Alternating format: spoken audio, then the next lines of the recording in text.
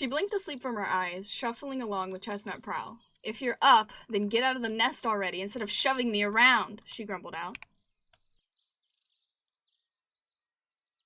He looked softly towards Winding Wisp, gently nuzzling into them. Good morning to you too. You seem hungry. I'm off of patrols for the next moon, so there's no need for me to be up this early, she sighed out, rolling onto her back. But I could eat, she said softly with a purr. He got up, nodding, knowing if he didn't bring her a meal, she'd definitely have his throat. Yes, my dear. You'll most definitely need the break. What do you crave this morning? She moved around with effort. She thought to herself, letting out a sigh. I guess I'll head into the clearing with you. I'm up now. She followed behind the large Tom, holding his tail in her maw with a smirk.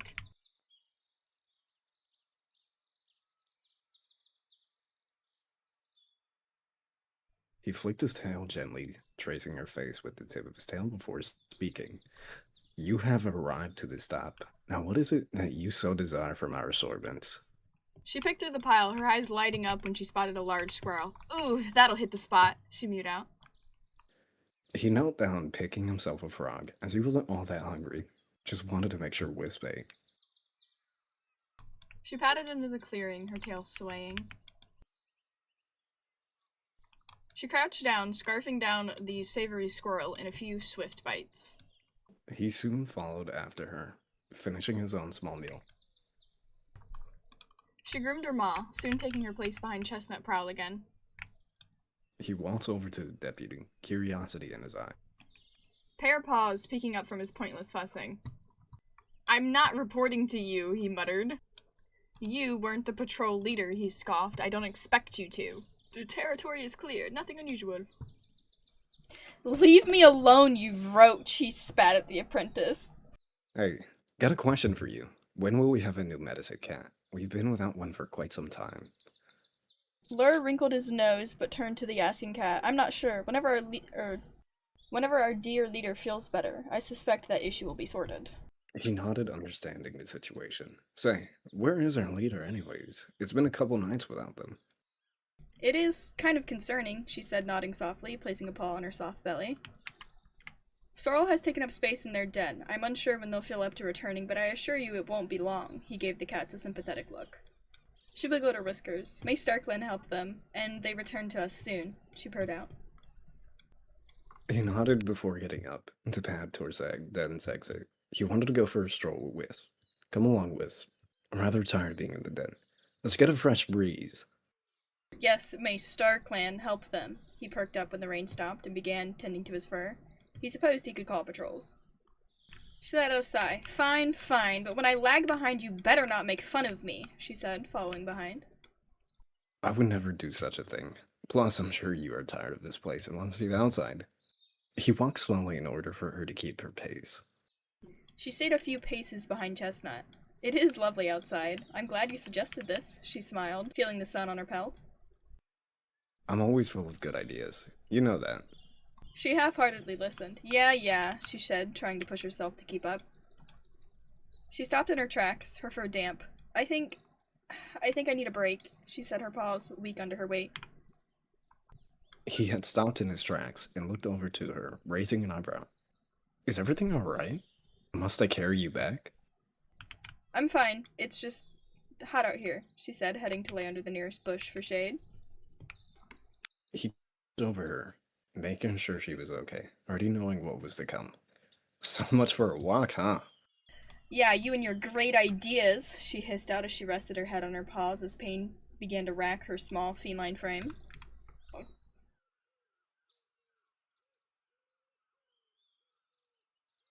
She cleaned the small black kit, her purr like thunder in the night.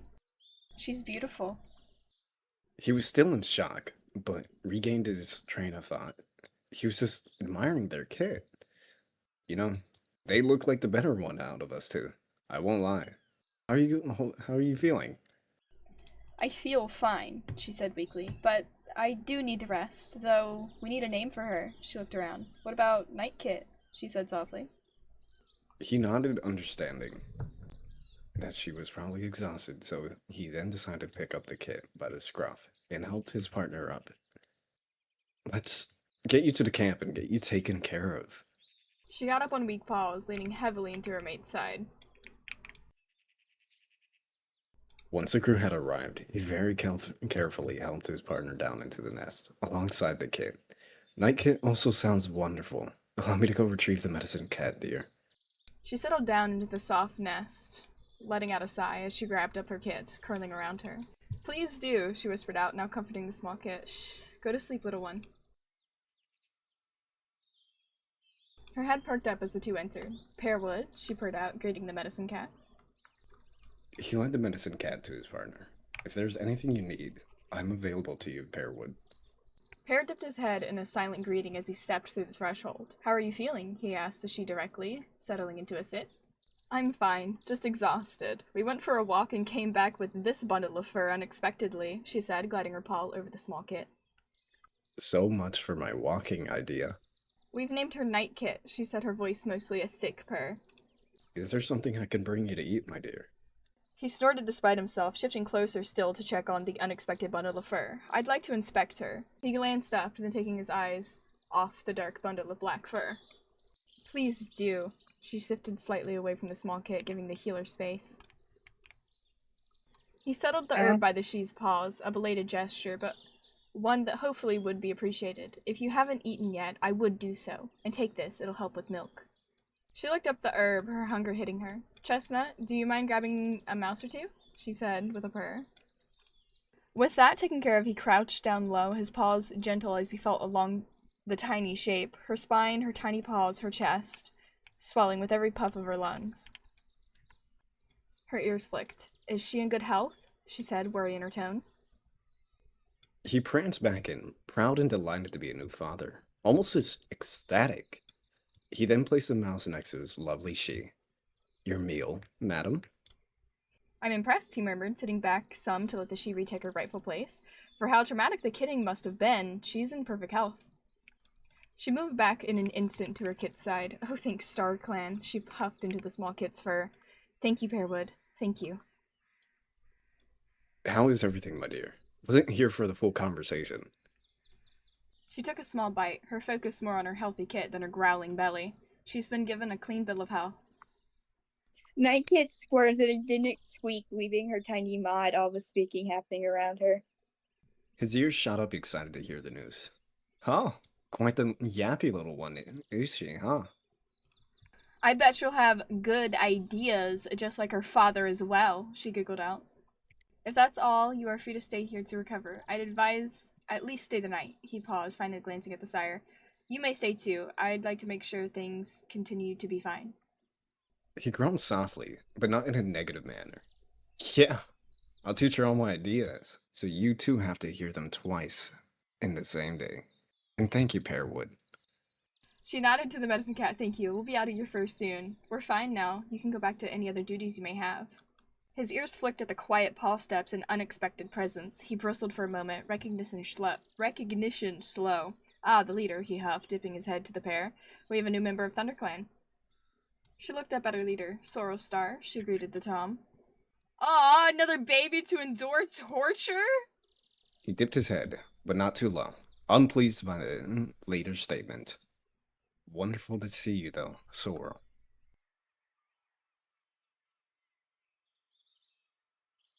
Her calm nature cracked slightly. I didn't find your joke to be funny, she said, snorting, covering her kit with her paw. My bad. Didn't mean to make you uncomfy.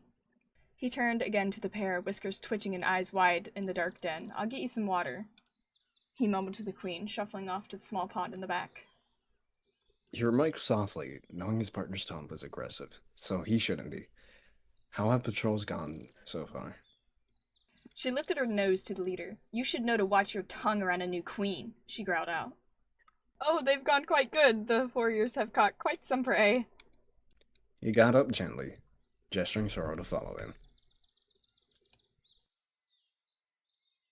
Can we not crowd the new queen? Apologies for her demeanor. She sometimes is spicy, and is rather sensitive in this moment. He huffed, ears flicking in agitation. Water, he declared, setting the heavy waterlogged moss beside the queen's paws. She nodded her thanks. I shouldn't have said what I said, but I regret nothing. She leaned into her small kid again. Joking around like that. Who raised him? She grumbled to herself. Apologies. Our leader respected my mentor far more than he does me. It seems he's forgotten his manners without them. Displeasure laced his mew. His lids drooped. Let's hope he grows into the role and be a leader we can rely on, not to look for poorly timed jokes. All is well. It was just a poor joke, in all honesty. A really, really poor one. And I say we should all get some rest, as it's been a rather long day. With who he picked as deputy, I doubt it, he grumbled, chest swelling as he took a purposeful breath. Yes, sleep. Again, you are welcome to stay as long as you'd like, but I do wish to look over the both of you this coming dawn. Rest well till then. She curled around her kit with a sigh. You do look tired as well, Pearwood. You should get some well-deserved rest. For putting up with Sorrelstar all day, she added humorously. He simply nodded and made himself comfy up against his partner, letting out a rather soft purr, nuzzling into her.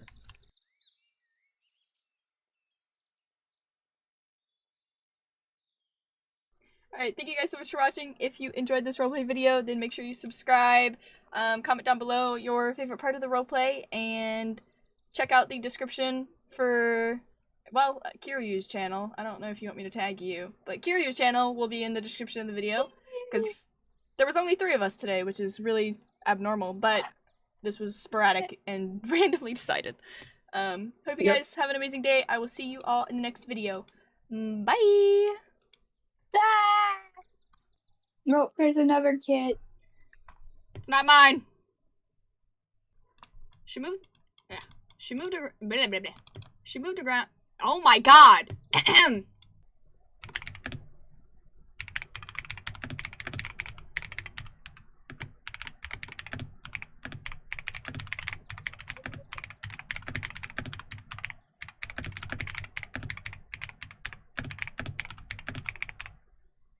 I'm gonna give birth on this walk and make you feel really bad.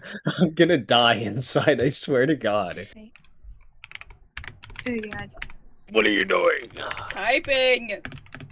No. If you do anything of the birthing sort, I'm gonna totally throw gonna do it. work at you. No, you're not. No, you're not. Yes, I No, you're not. No, no, that was not cute. What the f- is that? What do you mean?